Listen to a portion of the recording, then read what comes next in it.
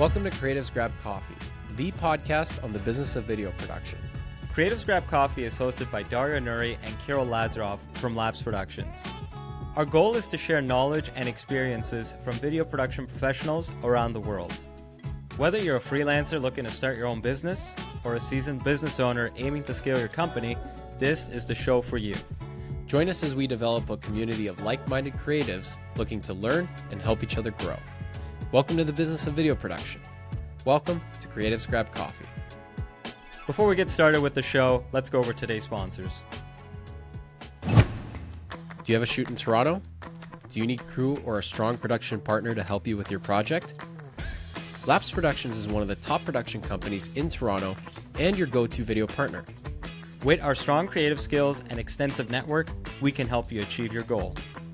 Labs Productions is able to offer you production services, white label services, or finder fees for project handoffs. Reach out to us on our website at labsproductions.com to learn more. My name is Miran. Welcome to Canada Film Equipment. We are a boutique rental house based in Toronto. We are here to help you guys out with all production sizes. Feel free to contact us to get a quote if you are a production house and you're looking for lighting, camera packages, or lighting and grid fan packages. You can see our contact information in the link below. We are more than happy to help you guys out. Make sure you follow and subscribe to creativesgrabcoffee.com. Thank you.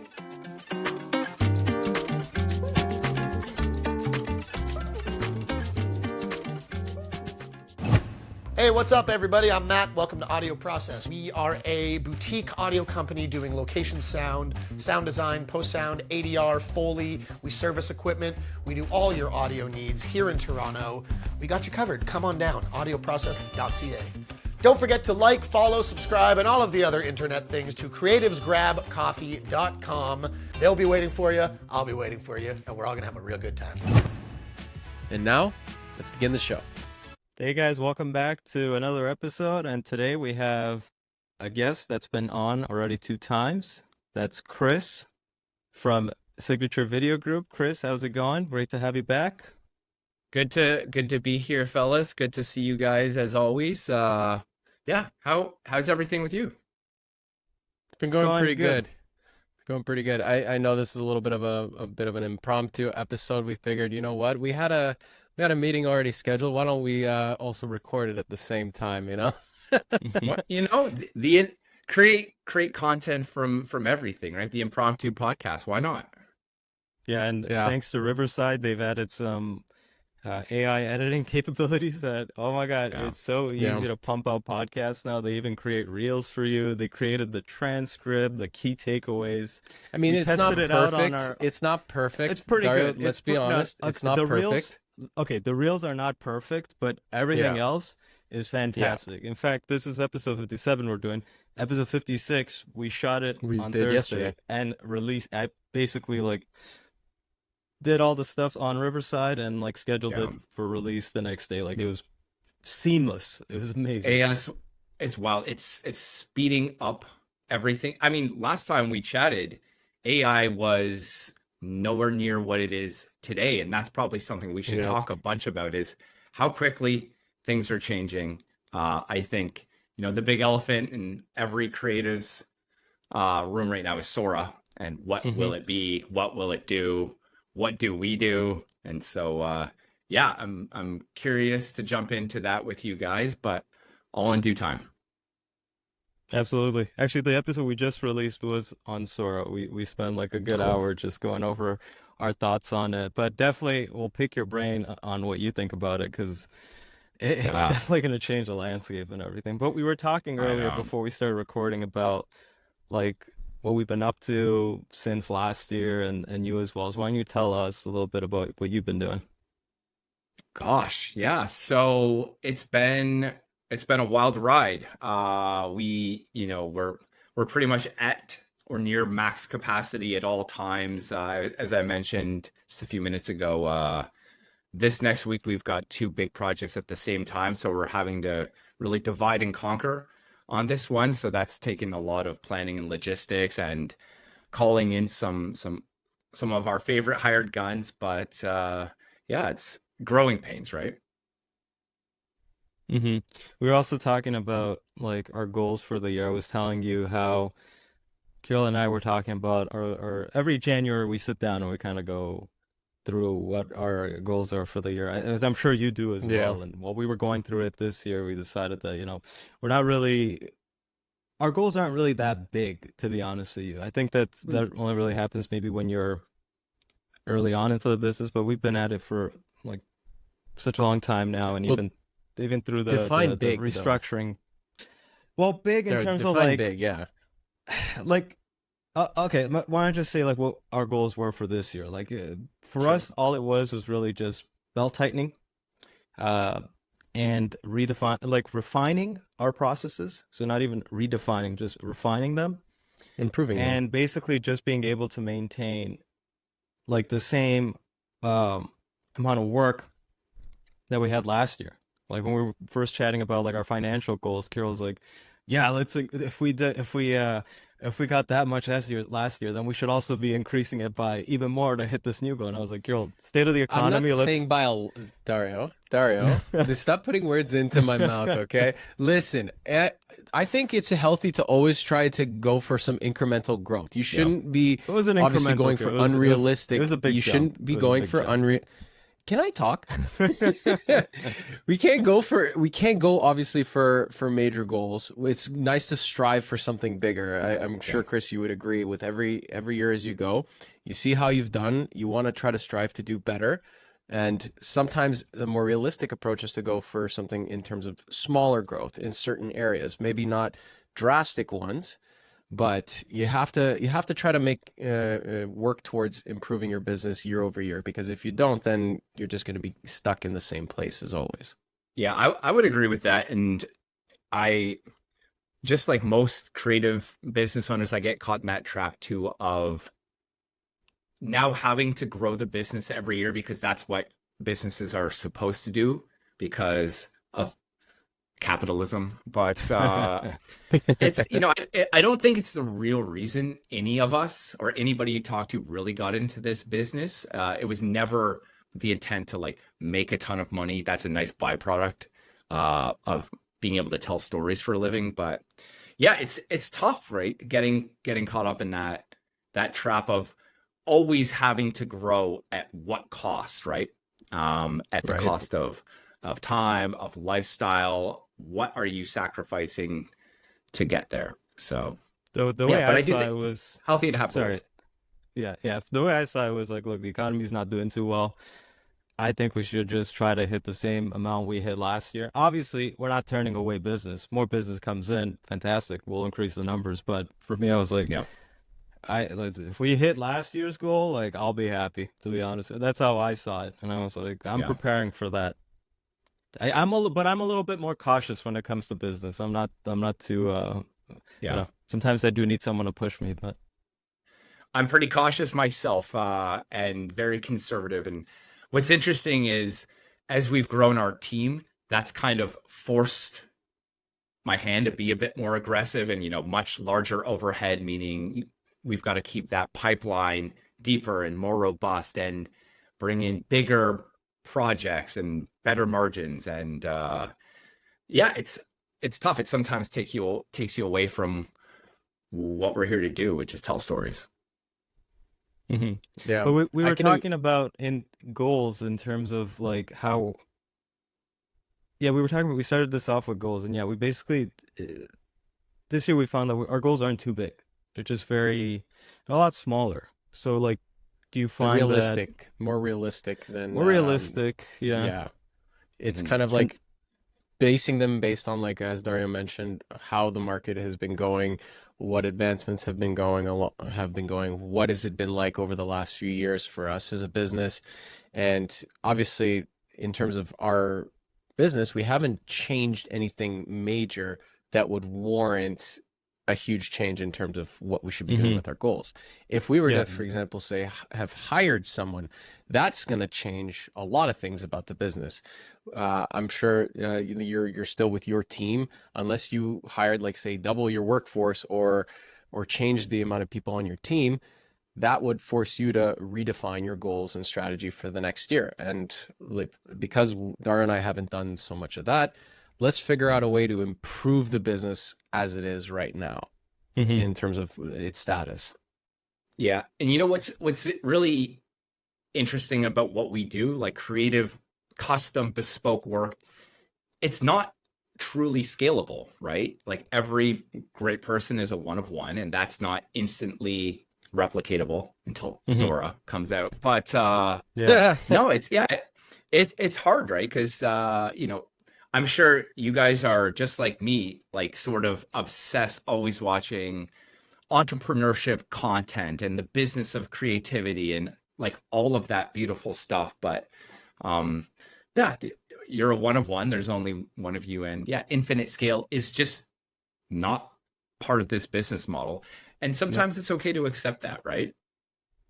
Yeah, it's because we're a lot of people get into thinking you can scale it, but you really can't scale a service business that much, and we are a Or that service business at easily. the end of the day. Yeah, well, there are things you can with AI do. we You can. can, yeah, you can productize some of your services. There are certain parts of what we all do. Something like, you know, a tool like this, Riverside, now expands your reach dramatically, where you can create good content without having to pack up a bunch of cameras and go somewhere physically. You can, you know, produce meaningful content remotely now. And so, yeah, it's about finding those efficiencies as well. I I can't believe that only just a few years ago we would meet all of our prospects before they were even clients, like in person. Oh my Drive, God. like hop in the Yeah. car and drive 90 minutes to go sit down for 20 minutes with a stranger. Now again, like there's beauty to that as well, right? And you know, there's certainly something to be said about, you know, people do business with people, and business to some extent is done in person. But I mean, Zoom is pretty great. We can take a lot more meetings, and one meeting doesn't kill an entire day now. Yeah, Well, that's a lot true. of the time also the leads are also not interested in taking a lot of time out of their day to meet with. Imagine if they're talking to 5 different production companies. What are they going to do? Meet with 5 different production companies at different locations Yeah. all the time. It kind of like goes back to the other point of like what's the purpose of having an office for ourselves as a production company. Sometimes a lot of the Yeah. times clients would want us to go to their location to meet with them if we have to do it in person anyway, because the clients, they also only have so much time, and to take more time out of their day to travel when they already had to bust their asses to travel to their location, you know, it's definitely what's happened since the pandemic is everyone has figured out a way to maximize their time and be as efficient as possible when meeting and talking with people, because now talking like this virtually, it's become the standard, it's become the norm. It's a great Yeah. first impression. It's an improvement from a simple phone call where you don't get to see the person. At the very least, you can kind of see people like this. It almost kind of takes me back to some of those classic science fiction movies where people would be talking to each other on a TV screen. And even back in the day, it seemed kind of crazy. But yeah, that's where we're at now. That's what we're doing, and that's how we conduct the podcast as well. It's true. And like, even, you know, like calls like this, Zoom, whatever, now there's all sorts of add-on AI enhancements to like take notes, condense everything, do follow-ups. I kind of, like, I'm old school. I still take physical notes, but, you know, gone are the days where I can't finish a brief because I can't read my own handwriting anymore. You know, stuff like that. Yeah. So what else mean, has been there's new a- with you then? Like in terms of your business, geez. like have you gone through anything in 23 that you want to talk about? I think let's see here. What's changed? We do have a couple of like good anchor clients now who, you know, are bringing us on for good, consistent, high level storytelling. So that's been nice to know that there's some certainty in the year. But just like most other years, there's a lot of, you know, excitement about what could come in the door tomorrow, right? You never really know. But yeah, we've also been spending time in enhancing our processes, our workflows. Again, like you said, trimming the fat where possible. I spent a couple hours last week going through all of our credit card statements and realizing how many subscriptions I've Yeah. I've signed up to, and I'm still getting billed for that I haven't used in like 2 or 3 years. Yeah. Oh my God. I just notorious for trying out a subscription, and again, the good ones do a good job at making sure that they still bill you as long as possible. So yeah, things like that. Saving pennies. Yeah, Yeah. you always have to look through, kind of like, see, part of like improving your processes is that finding out what services and subscriptions you use that are actually helpful. See if there's a better way to do it, if there's an improved way to do it, and then really cement yourselves with the ones that you use all the time. Like for us is Riverside, Artlist, Adobe. Those are like three of the key ones that we use on an almost day-to-day basis. ChatGPT, what are you talking about? Yeah, ChatGPT now. Include the goat, God damn it. Yeah. Yeah, it is I spent all week.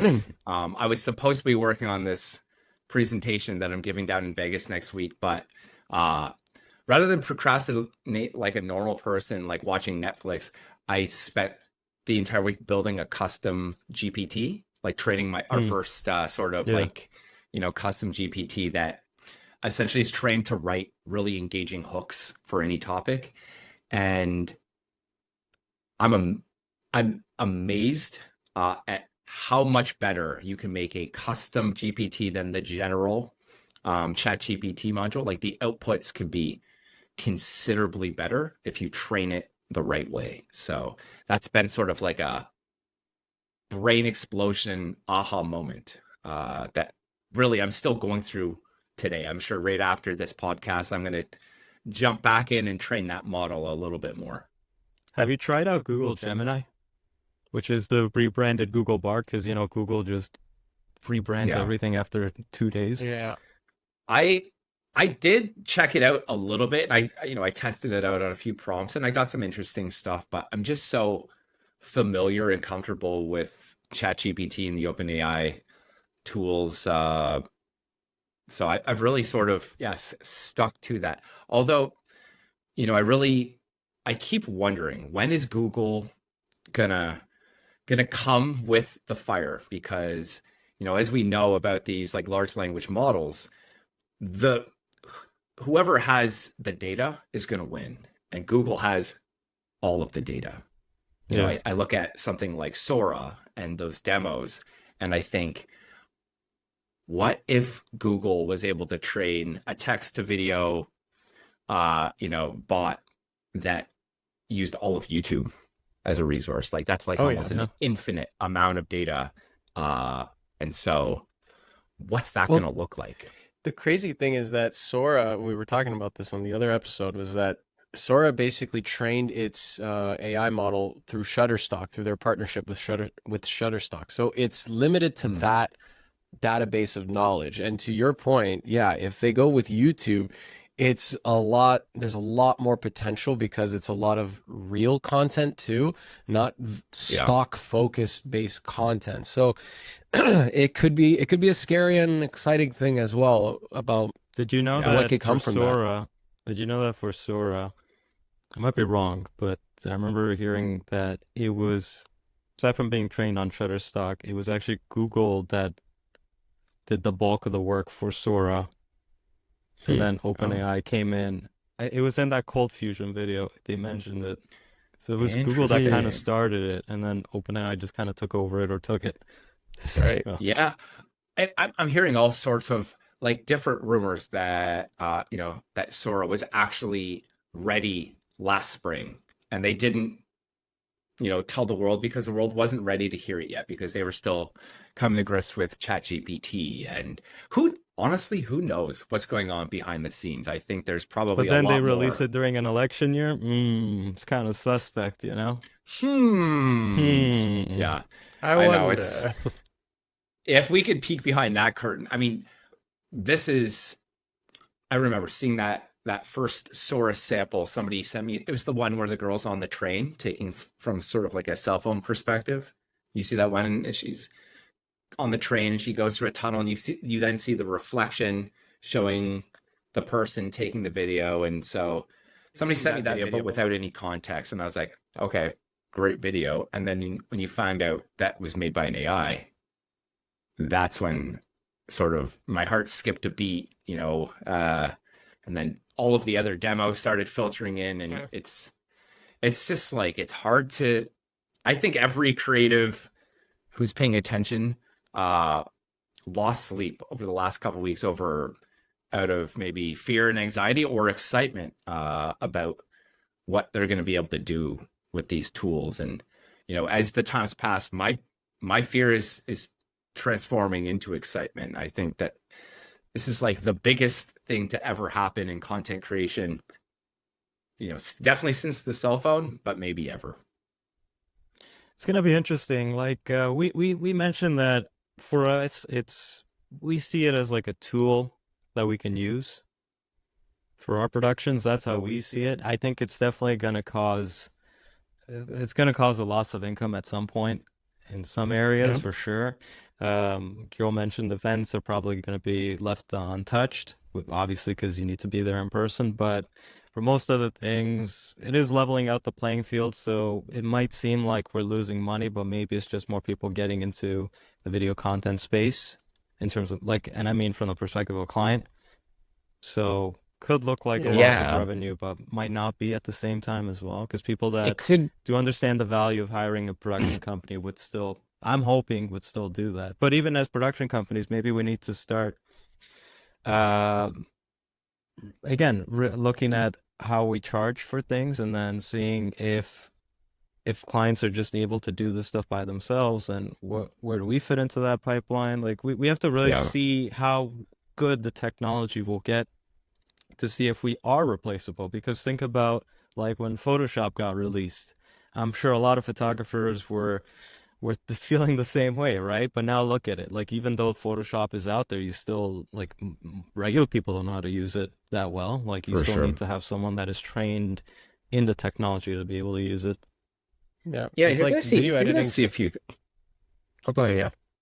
Yeah, I was just saying, like, I mean, like, there's also video editing software out there. There's a lot of the same tools that clients could download themselves if they really want to, and then go through it. But it's a timely process, It's like just because, like, even on our end, right? Like, I may know how to use Adobe Premiere, but I'm not exactly the biggest whiz to create an animation video on After Effects. So we bring in people to help us execute based on that, right? Sure, yeah, maybe I can do it, but I would have to sit down and take hours and hours and hours to try to figure out something simple to execute that would be easier for them. Ironically, one of the things we talked about was that unfortunately the animation, the video animators are going to probably be the ones that are hit the hardest by this AI video. Yeah. And so they're going to have to become really well versed in it so that they can adapt with it. But at the end of the day, a client, if they can figure out a way to save time for themselves, they'll probably take that than anything else. That's what I'm hoping for. Yeah, I see kind of a few different things happening.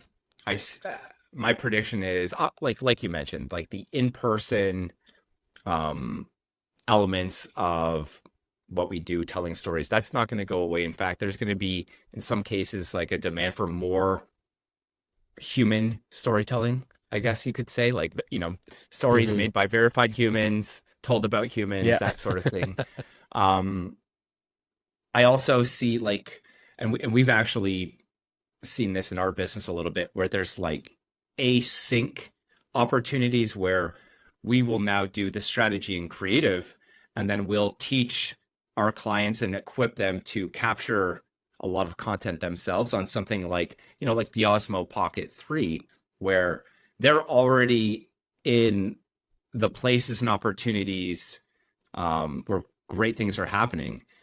Pull this out, capture it, and then throw it on, the NAS, and we'll do the post-production. So we're doing the strategy and creative. They shoot it under our guidance and then send us the stuff so that we can still package up, something that's cohesive and on brand and, has an element of polish to it. But I think I agree that animators and illustrators are sort of, going to have to rethink things. I think anybody who's in the business of stock footage I think Yeah. that's going to be a heavy burden on them because, Yeah. you know, I look at, you know, there's levels to stock, as you guys know, and I always regret when I'm like researching stock for a project and I go to say film supply and I fall in love with everything. But it's 10 times the cost per clip. Well, pretty soon I'm going to be able to, if I'm good enough at describing what I'm looking to see, it's going to be able to create that for me and be indistinguishable from stock, or at least as good, right? So You know, we keep talking about the potentials of this technology, but if it gets to be really good, we our livelihoods would probably be at stake because right now, like, you still need to prompt it. I mentioned the Photoshop example, but after I mentioned it, I was thinking about it. It's like, okay, what if this AI tech gets to the point where it's actually really, really good and it can just understand what you want to do? Like, it can analyze your brand assets and understand this is the tone, this is the previous content you've done. That's when it gets to be problematic. But to be honest, if it gets to be at that point, think about how many other jobs would be in trouble, right? Lawyers, for example, those guys would be gone. Think about how many jobs within a company would be redundant. Like, probably 90% of them wouldn't be that necessary, right? So it's going to be a wild and interesting time in our lifetimes. yeah, it feels like we're in an episode of Black Mirror a little bit. Yeah. A little bit, definitely. I mean, to your point, Chris, like, I do still think that there's going to be a need for some human element to be present at some part of the process, because if it's not, it maybe even more so than we realize, because you can be very good with describing certain things that you need for this content, and, you know, but it may not always spit out exactly what you need. And then if it gets to the point where people are spending more and more time on it, they're going to need specific AI prompt engineers, as we were talking about, right? That's essentially what we might end up becoming in our industry. And that's assuming like, there's no no future improvements where you don't need to be like a prompt engineer. That's the thing, because they're trying to move away from that too, right? So it's like, oh my God, it's gonna be interesting. You know, I did an event yesterday where they were kind of like going over AI for, it was like a workshop of AI for coding, and they were talking about how you need to be very specific about the way you're prompting things for it to give you that information the way you need. And I think, like any other tool, it's going to be helping people become a lot more efficient in cutting out the fat, or trimming out the fat in terms of the process. But I still think it's almost going to be like a final, it's a good way to get your first draft. I feel like the whole first draft process is going to be eliminated. But it's right now. It's right now, Kirill. Like, look how far it's going, and like month by month basis. So just imagine, like, 1-2 years. Like, think about this in the future. People that are with how common work from home is. Imagine you might be working with another employee that might just be an AI chatbot, and you might not know it. That's definitely a possibility at some point. Because, you know, these corporations, if they can cut out costs, they'll do it. It's true. There's whole big companies have whole floors of strategists looking to, you know, find efficiencies. But, you know, and thinking about, you know, the human part of this, I do think that, you know, like, for example, I look at this GPT we've been building, and it astonishes me how good, like, the hooks it writes already, just a few days in. But the whole process of understanding what we're making and why we're making it and for who and all of that stuff, you know, like we've talked many times, like, you know, we're not in the business. We make videos, are what we make, but really we're delivering business results or solving business problems. And still there's a huge part of understanding what is that problem and articulating it, coming up with a strategy of how we're going to tell stories to engage people to solve that problem. And then we're still going to be the ones like prompting and approving and compiling and revising. And also, I think it's notable that the creators seem to be on the cutting edge of AI, because I think just by nature, learning new tools, and that's going to create an opportunity to, you know, as we learn these tools just in our everyday business, there's going to be opportunity for us to teach our clients on how to do that. maybe things will shift to that situation where instead of giving a man a fish, we'll teach a man to fish so that he can eat for a lifetime, sort of metaphor. So our clients are going to eventually start using those tools. We should be the ones teaching them on how to do that. I think that's part of our strategy that we talk about a lot here is, if it's coming for our job, let's make sure that It's part of the job. yeah, Basically, exactly. yeah, make sure it's part of the job. It's a Totally. good way to do it, where Yeah. you kind of bring it to the client as like an aid to the whole process. I think they will be a lot more comfortable integrating it and also understanding how it can be helpful. Because I at the end of the day, humans always want to go and seek advice from real people and experts, right?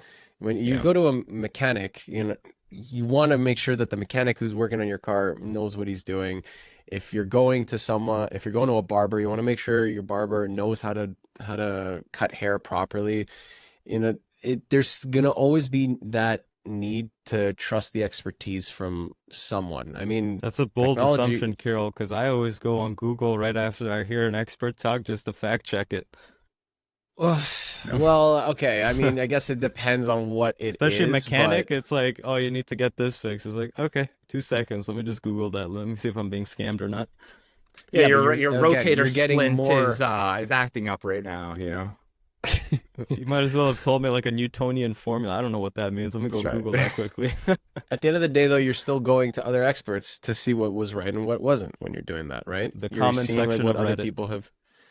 See, that's the thing. That's not AI right there. Those are real experts, according to Dario. He lives his life on the Reddit comments. So Yeah. you just proved my point. But at you the don't end know. of the In day, the though, we future, can it might still be solve chatbots. problems, Who right? knows? Yeah, it is true. I mean, you think about like the first time you went on ChatGPT and the outputs it would give versus what it can do now, and then also we've all learned that we can use ChatGPT to literally help us write the prompts or reverse engineer other things, and so yeah, it's Do you like it more now? Because I feel like it's been dumbed down so much. Like, I have a tough time with it now, to be honest with you. well, I use it just sometimes to just like for inspiration. We never use it for finished work, so give me some like ideas. And then from that, we'll Mhm. pull from a nugget and add to it. But what we've been really excited and using it effectively with is when we're building like pitch decks or treatments, now I can, instead of going and trying to find like an image that represents this, I can create something from scratch.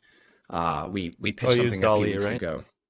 Yeah, I use DALL-E, Midjourney, and a number of other tools. But we were actually able to pitch a really wild cinematic, like sci-fi concept to a client that 6 months ago we never would have had the confidence to do. And so yeah, we created like this massive world with like rich visuals so that I wouldn't have to tell someone about what we're looking to make. I could show them. And there wasn't any additional massive budget for storyboarding or concept art, because you would normally have to like hire someone and spend a very long time getting to what those look like. Now in a few hours, I can create stuff that is amazing and shows the client exactly what I have in my mind. And that's been a lot of fun. Yeah, that was one thing we highlighted, how it can really improve the pre-production process, Storyboards. specifically in storyboarding and creating mood boards and visual references, because those are things that do take quite a while.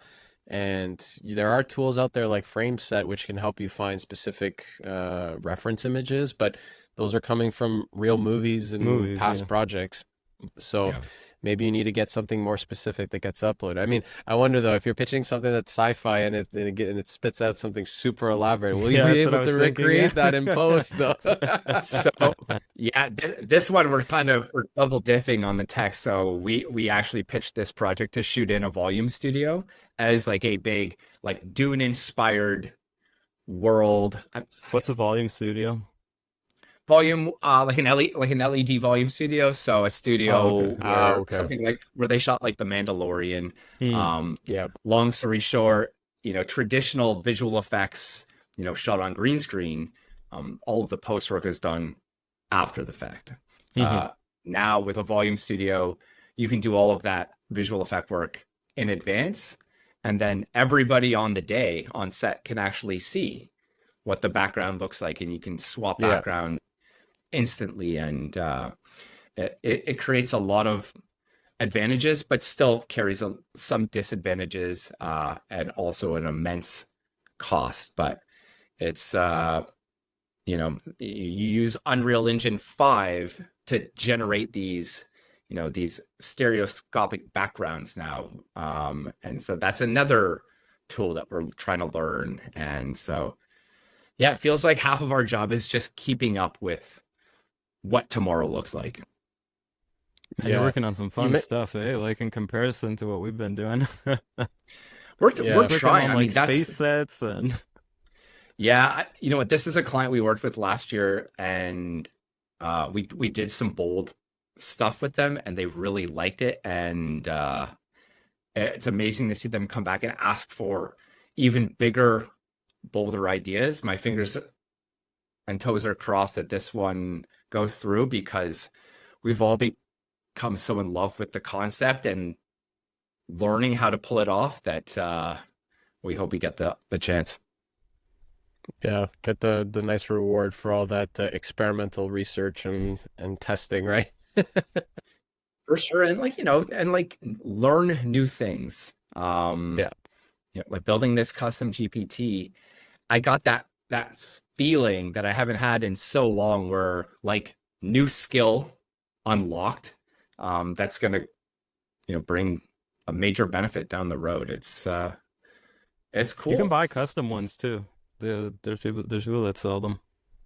You mentioned feeding it information. I was trying it out a while ago. I don't know if they changed some stuff. Like, what do you mean by like feeding it and customize? Like, what did you add to it? Yeah, so in this case, I'm basically training this bot to do one thing only, which is write world-class, compelling hooks. Right now, it's for one medium, video, but the ultimate goal is to create a tool that people can use to create more impactful first impressions anytime, anywhere. In this attention economy, how do you capture someone's attention and hold it so that you can accomplish your goal? And there's short attention spans, infinite competition. But anyways, back to training the model.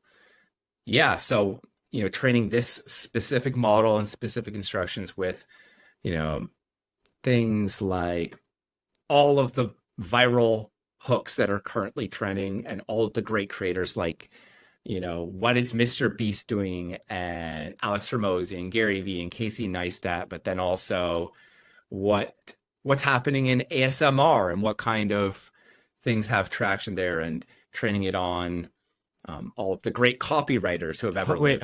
Just have a way with Is it on ChatGPT? Is it on ChatGPT you're doing this bot? Yeah. Exactly. Yeah. You can actually, it's actually currently available in the GPT store. It's called Hook Hound. And you can check it out. If you have a premium subscription, you can use it for free right now. This is your custom one. Yeah. Okay. Hook Hound. I'll check it out. Hook Hound, yeah. Like the idea came from it's just inspired by our late dog Frankie, and just the way a dog can hook you immediately. They're just so good at immediately getting your positive, undivided attention. They're the very best in the world at that, and that sort of inspired me to try to create a bot or a tool that generates really good first impressions.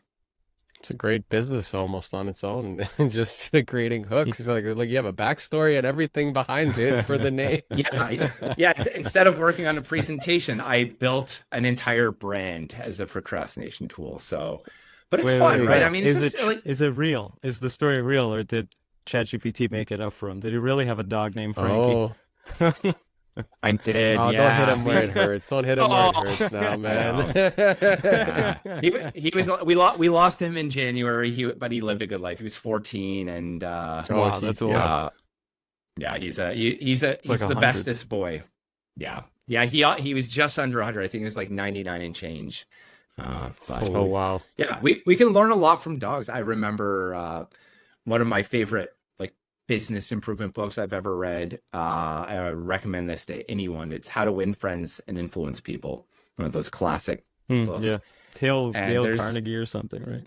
Yeah, but there's Ranking. a chapter in there that talks about basically be a dog, greet people with genuine enthusiasm, like the way a dog does. Because look, like, most dogs haven't had to work a day in their life. They just get love Yeah. and attention. And so, take cues from that and be a dog and greet people with genuine enthusiasm and curiosity. And next thing you know, they like you, and then you like them, and you like each other. And now we're friends, and now we're doing business together forever. And yeah, a lot we can learn from dogs. So Really Hook just Hound, approach check it out people on the intent GPT store. heavily. pretty much, yeah. That's the secret sauce there. Kind of like switching gears a little bit. You mentioned it's been really hectic for you, like practically without any free time over the last year, where we've heard from a lot of different people in our industry that 2023 was a pretty challenging year in terms of the work, Mixed. Yeah. of mixed work and kind of Yeah. like how business has been going. But it sounds like it's really been thriving for you. Has it been a lot of like recurring business from past clients, or has it been a lot of new business that's been coming through the front door for you? Yeah, it's a lot of recurring business, but some of that recurring business is becoming like more static. So we're doing more work for some of the same clients. Our pipeline is built out over 6 to 8 months. We did notice at the end of last year in 2023, Q4 was really slow when it came to like new leads, new opportunities, stuff like that. It was like astonishingly quiet, actually. One of the quietest, Q4s that I can really remember. Lucky enough, we had a decent pipeline that carries through to this year. But yeah, I'm also super sorry. I've got 2 kids, 2 young girls. Nice. 3 and 1. So that's just keeping me crazy busy. But that's also motivating me too. I'm like, I can't take a break anymore. I've got to keep pushing. I was reading them. an article about how much money is leaving Canada right now, like investment money. So it's kind of worrying about Yeah. the future of this economy. Yeah, I mean, we're seeing like, crazy inflation everywhere. A lot of big brands are starting to, tighten their wallets. They're putting on hiring freezes, in some cases laying off part of their staff, rethinking their budgets. But, with that presents an opportunity where, so for example, maybe looking at big tech where maybe they've laid off a fleet of salespeople, well, creating content, telling stories, that's now creating sales assets that they can use at scale. Make it once, use it forever, and you can track its success and you can tweak it to improve. And, it doesn't take holidays, vacations, doesn't call in sick. It just goes to work every single day for your business, creating value. And so that's really what we're trying to push. Like, we're really trying to move away from the story that we make videos and that we're the video people. Video is just how we solve the problem. And, the right video can add tremendous value to a business. And so that's what we're looking at doing. Yeah, you're going more so for the strategy approach. I found that I was testing that out previously, but I found that lately it's just so much easier to pitch just the video side of it, right? And I've actually noticed that we're closing a bit more just by doing that. It could be Granted, because our of the market leads. positioning It could be is because of the leads coming through for it's us. because of the leads, It's but that. it's because of the leads, but or granted, our market positioning is slightly different from yours because yours is like more boutique, so um, uh, expensive. You're probably like low to mid volume, boutique, high quality, right? Yeah. Ours is, we're mid level pricing, high quality, but low volume because it's Kirill and I can just run it. It's not we don't it's not like we got that much, small right? So we're team. kind of yeah, it's a small team. For sure. So for Well- us, I found that it's easier to just like and also for me in terms of our sales funnel, I just they come in, quickly go through our pitch. By the end of the meeting, they got a price. Great, let's go. A lot of the leads that sure. are coming through know what they're looking for. That's probably also what is the case. Do you find that a lot of the leads that come to you are in that same position where they're very much in the know of what they need, are very specific? Or is Totally. it like, hey, this is what's coming up. We want your thoughts on what we can do for this, because we don't get too much of that. Unless, Yeah. Chris, are you doing these strategy sessions? Are you doing it with your recurring clients? Is that because I can see that being easier to pitch versus with someone Totally. that's fresh? Yeah, so to answer the first question, it depends on, where the lead came from and, what they're looking to do. If, most of the time, if a lead comes in through, organic search and SEO, it's probably for us some sort of, video production related term. And so, which is like a high intent search term. So usually when they're found, they find us that way. They already know that they want video. They most likely know what kind, when they need it done. It's much more transactional. And we actually we found those to become the most challenging leads now. Even last year, we've especially noticed that there's way, way, way more competition on those bids. Nobody ever wants to have an info call. They just want a price.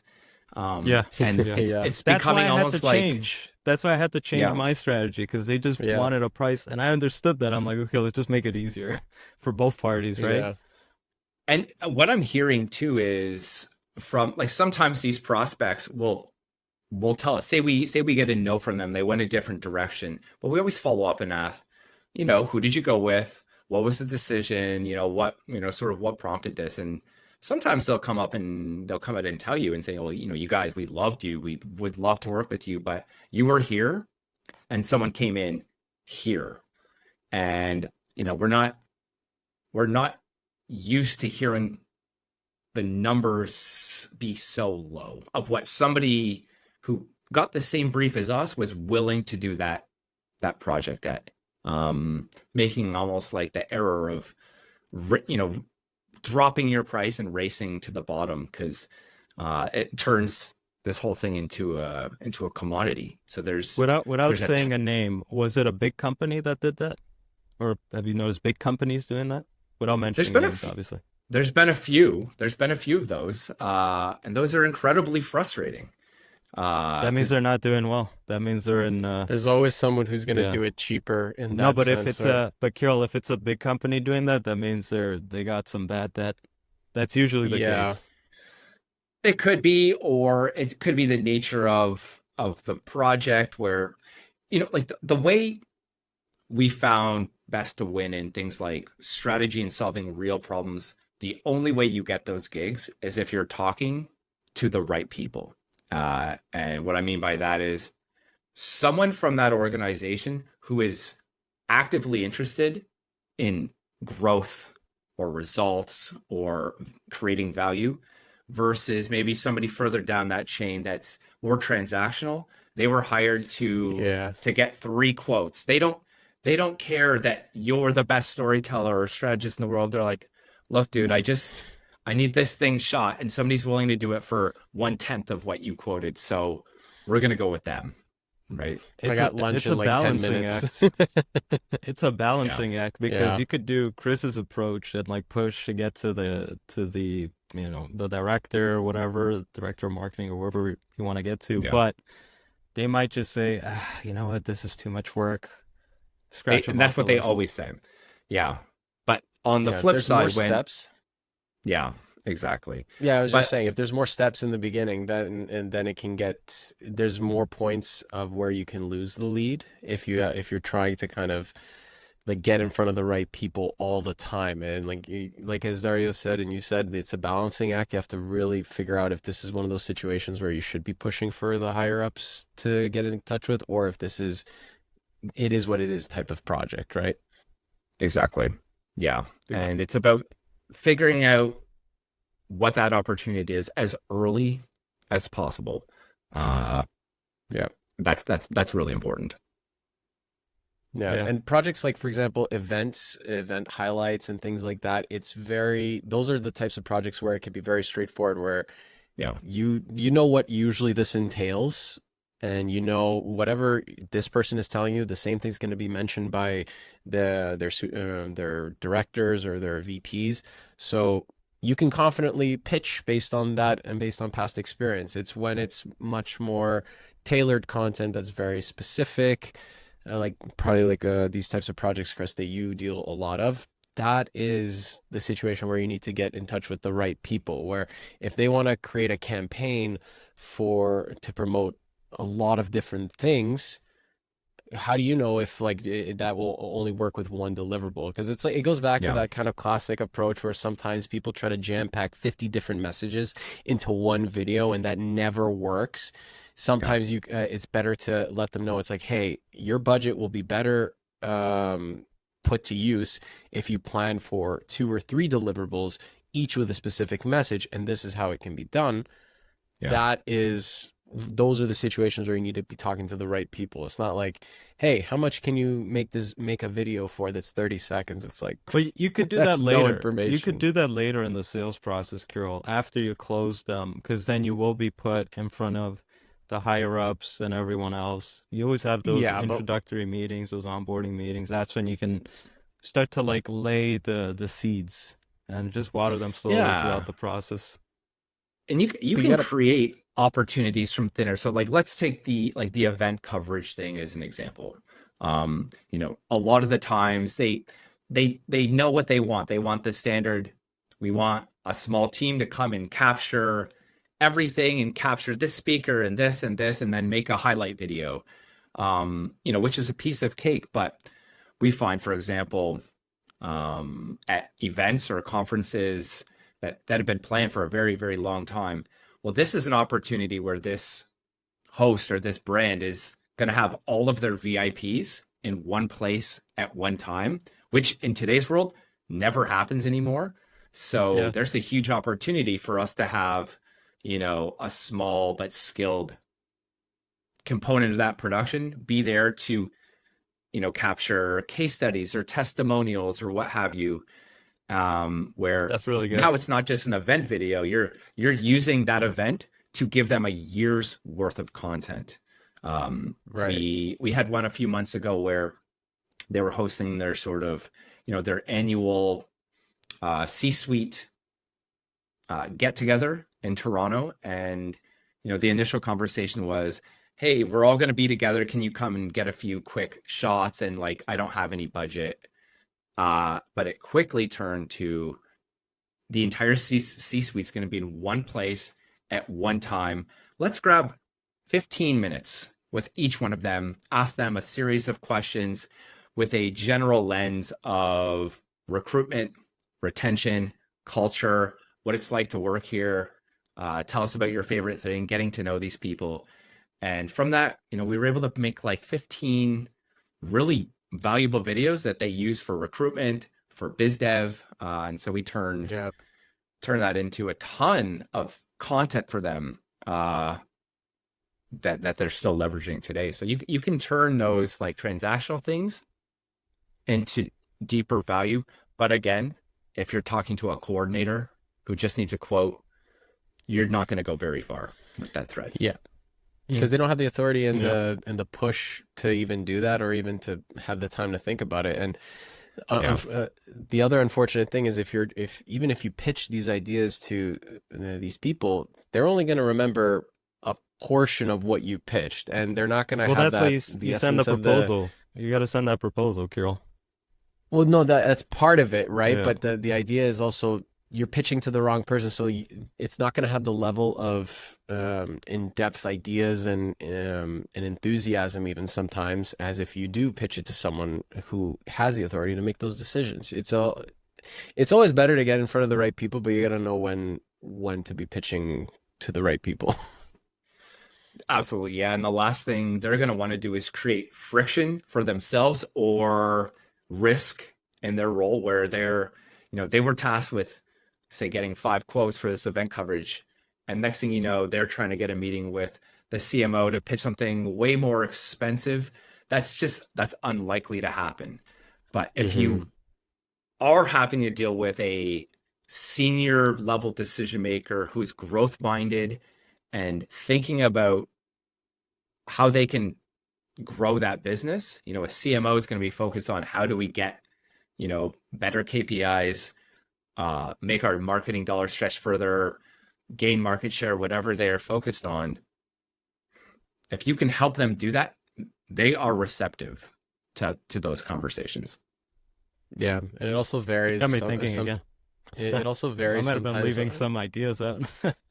Yeah. We always got to try to keep striving for more if possible. That's essentially what Chris is saying. And yeah, and the other case is also it depends on also if you're being brought on through like a third party, right? A lot of the time is also if you're working through a marketing company, an ad company, or an events company, which is also a lot of the time the case, because brands need event managing companies to handle all aspects of it, and video and photo usually is just one portion of that. So yeah, all varies. For sure. But even just again, like back at the napkin creative session here. So say you're being brought on by or requested to come on by an event company, the company that put on this really big, impressive event that their client's paying for. And they just needed, it was probably in their mandate from the client, we need video coverage of XYZ. But if you are able to speak to the decision makers of the people putting on that event, you have some goodwill there saying, look at this amazing thing that you spent months and oodles of money creating. You should have somebody there to help tell that story and let the client fund that, essentially. So, it depends on who you're talking to, but playing to, again, like the amount of work that goes into like a big event is obscene. And so play to that when you're talking to those people. This is why I love having these conversations with you, Chris, because nothing is ever black and white for you, and you find these opportunities in places where a lot of other production companies and people don't necessarily think to even attempt to pitch for it. It's like the way you're phrasing it is like, look at all the work that you've done to put this together. Don't you want to look into? You spark curiosity, which is something you kind of, I think, is necessary, especially in interaction with leads and in the sales process. Like, make them curious about what could be done. Don't just be like, you need this. Like, have you thought about this? Totally. Has that even crossed your mind? Yeah, if you're dealing with those senior decision makers, having the value conversation is a good one to have. Like, again, back to the example of like an event where everybody's in one place at one time, just the sheer cost of what it took to get everybody in one place at one time, whether people paid for their own travel, or think about if you were flying in 15 executives to any one location, what would like hotels and flights and meals and logistics, what that would cost. That's pricey. Massively over exceed for sure. And so you kind of can tell that story saying, well, this is great news. We don't have to fund that part at all. We just need to show up to this one place with a few cameras and talk to everybody important in one day. So it's immediate, it's high value, and there's a long-term benefit there where, I mean, truly, in 1 or 2 days, you can shoot enough stuff with just interviews to give them content for months or longer. Months, yeah. Yeah. So you hear that, Dario? Definitely Make adding them that, curious. yeah. Make them curious. No, I always pitch extra stuff, but I like how It's the approach. Chris thought outside the box, right? Like they're coming to him for that, and he like the whole, hey, if all the C-suite leaders are going to be there, might as well do extra stuff with that. I like that idea. That's a clever one. I didn't think about that before. It's a no-brainer. And like, and then if you want to, even bolt another layer on top of that, it's not, so now if it's going to be all of the C-suite is going to be in one place at one time, great opportunity, but now there's like a risk element. So now they have to make sure that they're going to hire someone that's not going to embarrass them in front of the C-suite, or that's not going to create a bad experience for, the CEO of the company or what have you. So that's where now the risk has gone up, and there needs to be a cost for that, because, there's a lot of people that can go and shoot an event video, but that list gets a lot smaller when you have to sit down with, the CEO of a Fortune 100 company, for example. Mm-hmm.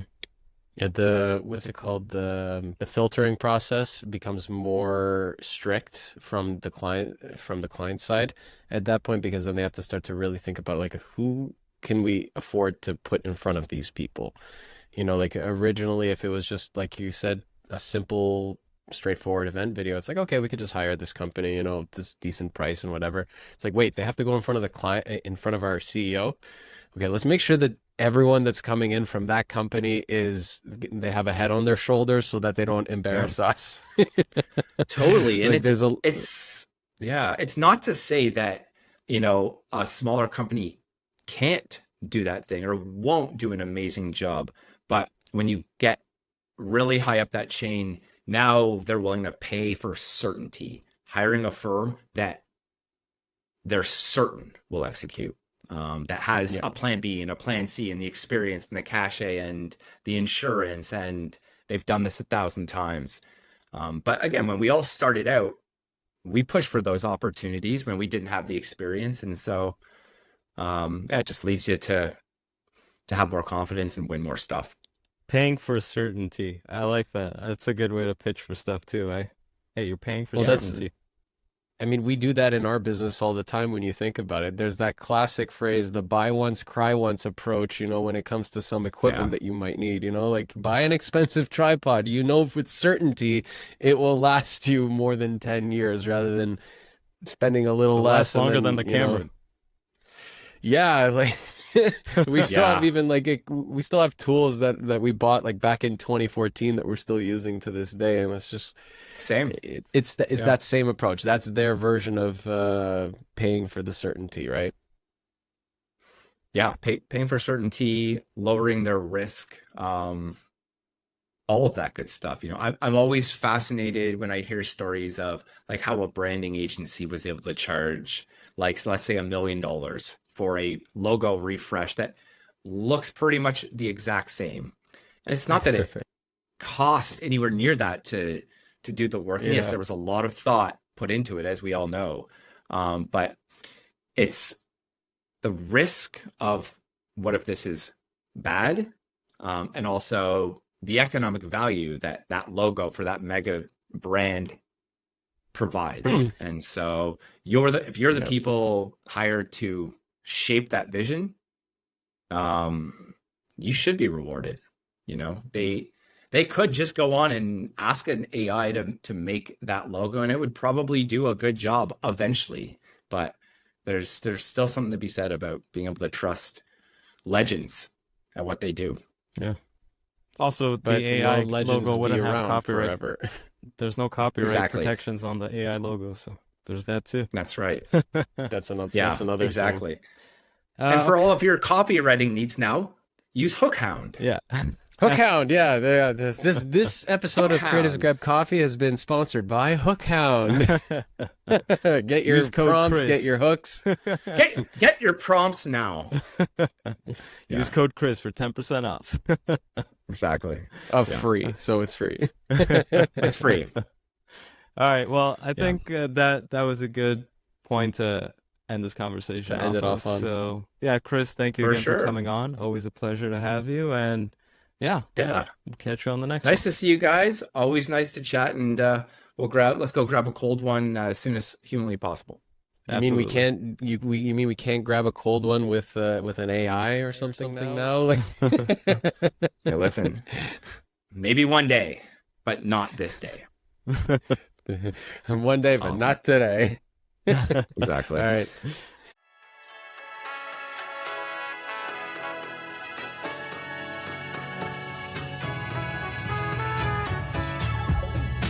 Thanks for listening to this episode of Creatives Grab Coffee. Please make sure to follow and engage with us on Instagram, TikTok, LinkedIn, YouTube, and your favorite podcast app. Creatives Grab Coffee is created by Labs Productions, a video production company based in Toronto, Canada. Creatives Grab Coffee is also sponsored by My name is Miran. Welcome to Canada Film Equipment. We are a boutique rental house based in Toronto. We are here to help you guys out with all production sizes. Feel free to contact us to get a quote if you are a production house and you're looking for lighting, camera packages, or lighting and group band packages. You can see our contact information in the link below. We are more than happy to help you guys out. Make sure you follow and subscribe to creativesgrabcoffee.com. Thank you.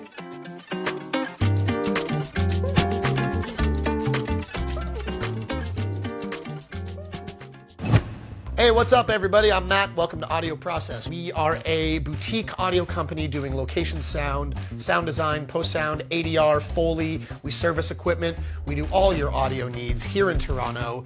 We got you covered. Come on down, audioprocess.ca. Don't forget to like, follow, subscribe, and all of the other internet things to creativesgrabcoffee.com. They'll be waiting for you. I'll be waiting for you, and we're all going to have a real good time. Thanks for listening, and we'll see you on the next one.